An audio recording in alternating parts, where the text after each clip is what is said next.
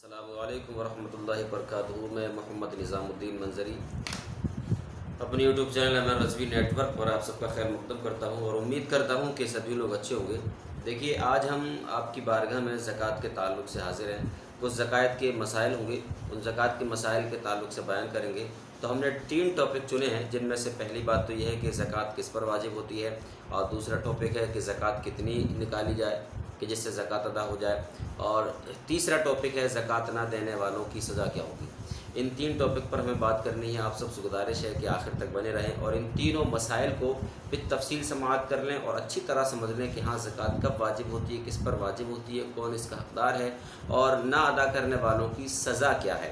ये सारे मसाइल आपको जानने हैं और आप सबसे गुजारिश है कि हमारे चैनल अमन रज़वी नेटवर्क को भी सब्सक्राइब कर लीजिएगा और बेल आइकन भी प्रेस कर दीजिएगा और इस चैनल को और हमारी इस वीडियो को खूब शेयर करें ताकि तमाम ही लोग मसाइल दीनिया से वाकिफ़ हो सकें।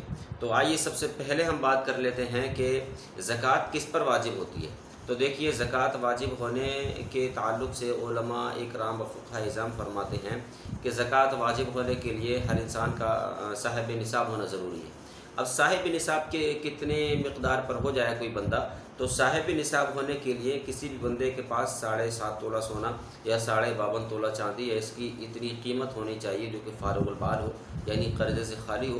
तब ऐसी सूरत में जो 7.5 तोला सोना या 52.5 तोला चांदी का मालिक है, तो इस सूरत में वो साहिब निसाब माना जाएगा। और जब वो साहिब निसाब मान लिया जाएगा तो ऐसी सूरत में उस पर ज़कात वाजिब होगी।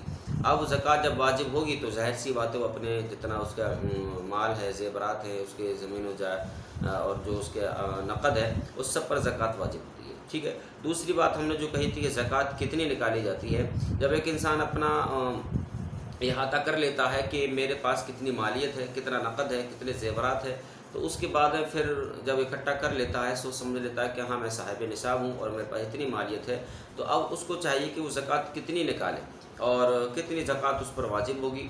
तो देखिए, सीधा सा मसला है 2.5%, यानी कि उलमा इकराम व फ़ुक़हा इज़ाम फरमाते हैं कि 40वां हिस्सा ये है कि 40 रुपये पे 1 रुपया, 80 रुपये पे 2 रुपये, 100 रुपये पे 2.5 रुपये, तो ये 2.5% हुई।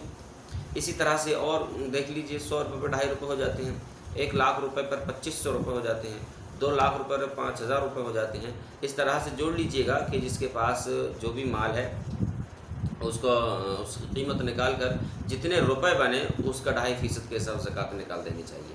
अच्छा, एक बात ये भी सामने आती है कि माल की ज़कात किस लिहाज से निकाली जाएगी। मान लीजिए किसी के पास सोना चांदी है, तो अब उसकी ज़कात किस तरह निकाली जाएगी। तो देखिए, इसकी सीधा सा सिंपल सा जवाब है। इसका जवाब यही रहेगा कि जो सोना है और जो चांदी है, उसकी कीमत उस दिन की, जिस दिन आप ज़कात निकाल रहे हैं, उस दिन की कीमत देखिए और उस कीमत को जोड़ लीजिए। जितनी कीमत बने, मान लीजिए कि आपके पास 2 तोला सोना है और 2 तोला सोने की कीमत आज के हिसाब से 1 लाख रुपये हो जाती है, तो अब 1 लाख रुपये ज़कात वाजिब होगी। 1 लाख पर ज़कात वाजिब कितनी होगी? 2500 रुपया होगी।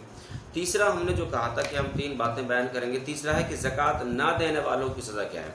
मान लीजिए कोई बंदा जानता है कि मैं साहिब निसाब हूँ, मुझ पर ज़कात वाजिब है, मुझे ज़कात देना चाहिए, मगर फिर भी वो सारी बातें जानने के बावजूद भी ज़कात अदा ना करे, तो फिर उस पर क्या हुक्म है शरइयत का और उसकी सज़ा क्या है। तो देखिए, अल्लाह रब्बुल इज़्ज़त ने सूरह आले इमरान में एक आयत करीमा है जिसका लुब्बे लुबा में बता देता हूँ, जिसका माहसल ये है कि अल्लाह तबारक व तआला फरमाता है, और वो लोग जिनको हमने अपने फ़ज़ल से अता किया है, आयत नंबर ग़ालिबन 80 है, कि वो लोग जिनको हमने अता किया है अपने फ़ज़ल से और वो लोग अपने उसमें से अल्लाह की राह में ना देते हैं और वो उसको अच्छा समझते हैं। अल्लाह फरमाता वो अच्छा नहीं है बल्कि बहुत बुरा है, और ये तो उन्हें कल मैदान महशर में उनके गले में तोक डाला जाएगा, तब पता लग चलेगा कि अच्छा क्या था और बुरा क्या था। माले ज़कात ना देने वालों के ताल्लुक़ से हदीस तय्यबा भी अल्लाह के रसूल सल्लल्लाहु अलैहि वसल्लम इरशाद फरमाते हैं कि जो बंदा ज़कात का माल अदा ना करे तो उसका ऐसा माल गंजे सांप की शक्ल में आएगा और वो उसके पीछा करेगा और वो आगे आगे भागेगा, यानी कि वो ज़कात ना देने वालों का माल उसको दौड़ाएगा और वो दौड़ेंगे, भागेंगे, इधर से उधर भागे फिरेंगे गंजे सांप की शक्ल में। आप अंदाज़ा लगाइए, बहुत ख़तरनाक होता है गंजा सांप। 2000 साल के बाद कोई सांप गंजा होता है। बहर कैफ वो दौड़ाएगा और ये दौड़ेगा, दौड़ते दौड़ते आखिर थक जाएगा, तो ये आखिरकार अपने उंगली उस गंजे सांप के मुंह में दे देगा। बहरहाल इसके अलावा और भी बहुत सारी वईदात हैं।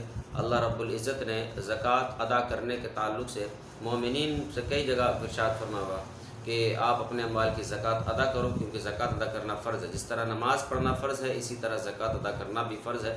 تو آپ سب سے میری بھی گزارش ہے کہ جو صاحب نصاب ہے اور زکوٰۃ کا اس پر ذمہ داری ہے زکوٰۃ ادا کرنے کی، تو زکوٰۃ ضرور ادا کرے، غربا مساکین کا خیال رکھے۔ اچھا، ہم اس میں ایک اور ایڈ کر لیتے ہیں کہ زکوٰۃ کس کو دینی چاہیے، زکوٰۃ کے کون کون حقدار ہیں۔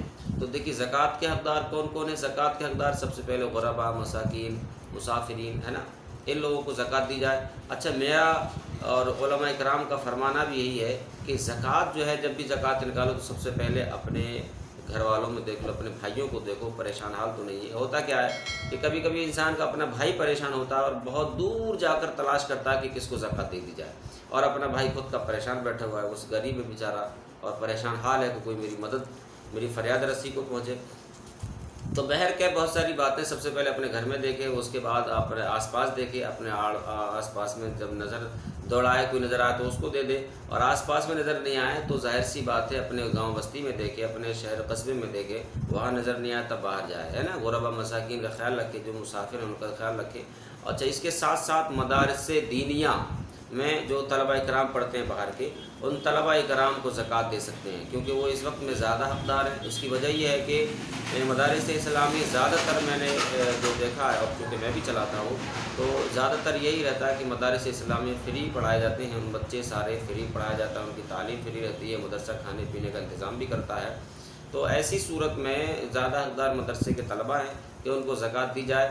اور اس دوسری وجہ یہ بھی ہے کہ ایک طالب علم جو دین کی تعلیم حاصل کرتا ہے، اور دین کی تعلیم حاصل کرنے کے ساتھ ساتھ وہ جب مدرسے میں رہتا ہے تو نماز بندگانہ بھی ادا کرتا ہے، تو اس لیے زکوٰۃ اگر کوئی نہ ملے تو مدرسے کے طلبہ کرام کو ضرور دینی چاہیے، اور مدارس کو مضبوط کیجیے گا، اور مدارس کو مضبوط کرنا بھی چاہیے، کیونکہ یہ ایک مسلمانوں کی ہی ذمہ داری ہے، اور طلبہ کرام کے کھانے پینے کا چونکہ انتظام مدرسے میں ہی ہے تو پھر ان کو زیادہ دینا چاہیے۔ بہرکیف تو میں سمجھتا ہوں سمجھ گئے ہوں گے، تو آپ سب سے گزارش ہے ویڈیو کو شیئر کریں اور خوب شیئر کریں تاکہ ہر بندہ ان مسائل کو جان لے۔